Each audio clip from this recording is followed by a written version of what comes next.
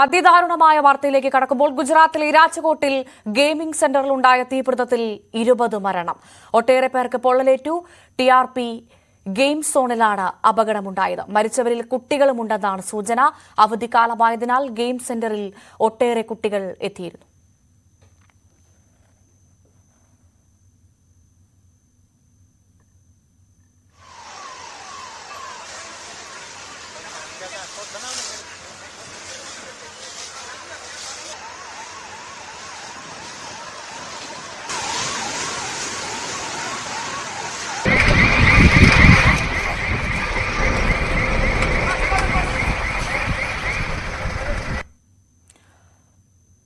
Fire broke out in the TRP gaming zone in the afternoon.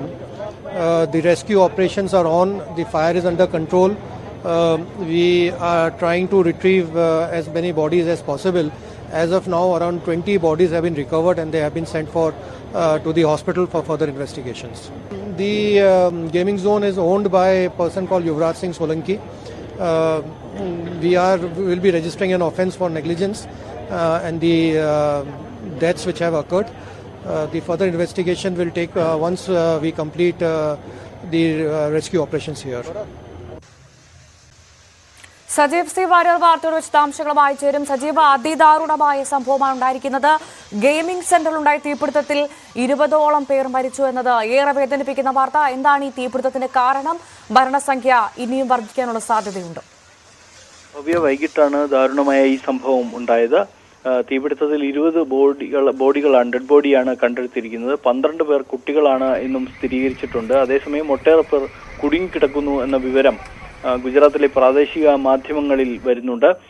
എന്തായാലും തീ ഇപ്പോൾ നിയന്ത്രണ വിധേയമാണ് എന്നാണ് ഇപ്പോൾ ലഭിക്കുന്ന വിവരം. എന്നാൽ പോലും ഒട്ടേറെ പേർക്ക് ജീവഹാനി സംഭവിച്ചിരിക്കാമെന്നുള്ളൊരു ആശങ്ക നിലവിലുണ്ട്.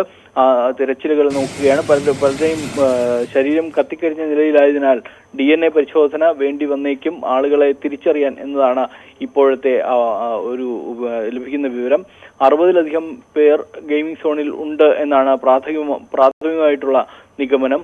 താൽക്കാലികമായി നിർമ്മിച്ച ഒരു ഗെയിമിംഗ് സോണായിരുന്നു ഇത്. അവിടെ മരം കൊണ്ടാണ് പൂർണ്ണമായും ഈ കെട്ടിടം പണിതത്. അതുകൊണ്ട് തന്നെ തീ പെട്ടെന്ന് പടരാൻ കാരണമായത് അതാണ് എന്നാണ് വ്യക്തമാകുന്നത്.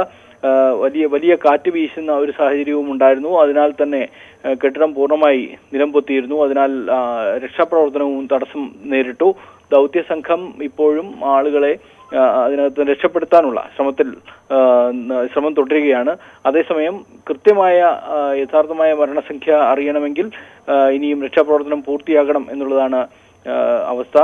രാജ്കോട്ട് മുനിസിപ്പൽ കമ്മീഷണർ, അതുപോലെ ഗുജറാത്ത് കമ്മീഷണർ എല്ലാവരും സ്ഥലത്തുണ്ട്.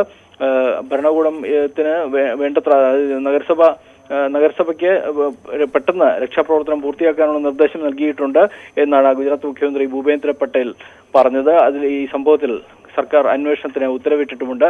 എന്തായാലും ദൗർഭാഗ്യകരമായ സംഭവമാണ് വൈകിട്ട് ഉണ്ടായത്. ഭവ്യ, തീർച്ചയായും ഗുജറാത്തിലെ രാജ്കോട്ടിൽ ഗെയിമിംഗ് സെന്ററിൽ ഉണ്ടായ തീപിടുത്തത്തിൽ 20 മരണം, ഒട്ടേറെ പേർക്ക് പൊള്ളലേറ്റു. TRP ഗെയിം സോണിലാണ് അപകടമുണ്ടായത്. സജീവ് സി വാര്യരാണ് വിവരങ്ങൾ പങ്കുവച്ചത്.